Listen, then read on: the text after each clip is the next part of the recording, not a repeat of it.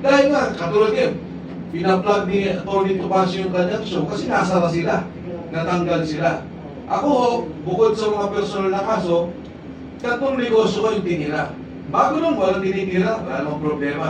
Pagkatapos po nun, sunod-sunod yung mga negosyo. May sariling proseso yan, may mga abogado na nakipaglaban.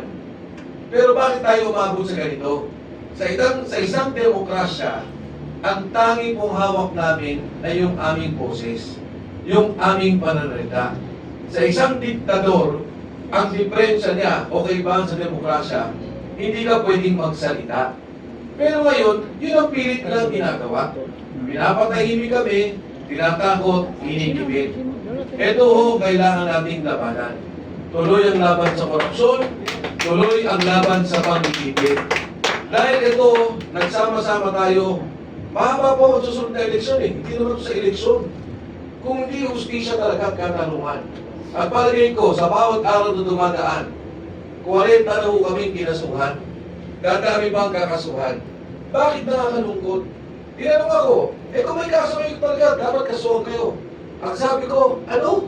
Yung resources ng NBI, imbis na gamitin ninyo para kunin yung CCTV sa delivery ng maleta, para imbestigahan anong mga ginawa ng transportasyon, abutan ng pera, para tingnan ang dokumento, saan ba nang galing ang mga kontrata, ginagamit laban sa amin. Ang mga abogado ng ombudsman, imbis na pag-aralan ang mga kaso sa totoong nagnakaw, ginagamit laban sa amin. Ginagamit doon sa mga nagsasalita na dapat sana gamitin para doon sa mga nagnakaw. Ngayon, ang Blue Ribbon nagkakagulo sa Senado. Anong salita nila? Bumababa na daw ang dignidad ng Senado. Tingnan natin. Pag nagsalita ang Blue Ribbon Committee, ang nagsimula hindi. Sobrang tataas ang Senado. At makikita nila ang katotohanan. At yan po, tuloy-tuloy pa rin tayo. Ngayon may banta ng pag-aresto kay Senator Jinggoy Estrada. Dalawa pa o tatlo ang mga senador. Ako sana, at mula po dito, kakausapin ko yung mga 18 Marines. Kakausapin ko kung sino man ang pwede makausap sa Blue Ribbon Committee hearing. Mabilisan na, isa lang sila. Yes. Ano?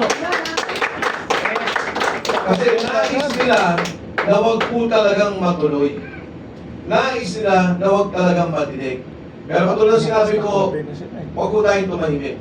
Hindi na ho para sa atin, hindi para sa away, hindi para sa kulay politika, pero sa kinabukasan ng ating mga anak at ng ating sambayanan. Salamat po.